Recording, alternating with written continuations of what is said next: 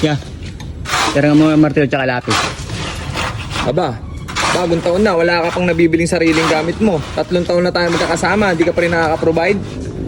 Wala, mas mangura kasi yung gin eh. Ayan ang sinasabi ko sa'yo. Katulad yan, skill ka na. Paano pagka nagkaroon ka ng sariling kontrata? Paano yan? Kahit pa unti-unti bumili ka, isang martilyo, unang sahod. Lapis magkano lang naman lapis? Metro, unti-unti lang kada sahod bumili ka. Para sa'yo yan, kaibigan. Pag nagpagawa sa'yo yung kapitbahay mo, magagawa mo, meron kang sariling gamit. Katulad niya, skill ka, mason ka. Ang gamit mo, kutsara at rodela lang. Paano yung iba? Ihihiram mo na lang? Wag kaibigan, bili-bili din, Hindi laging Red Horse o gin ang bibilin. Dahil mong sinasabi. Sabi mo lang kung ayaw magpahiram. Hindi sa ayaw magpahiram. Yung sinasabi ko, para sa'yo rin yan. Ikaw naman, ito na, sa'yo na. Libre ko na sa'yo. Sa'yo na yan,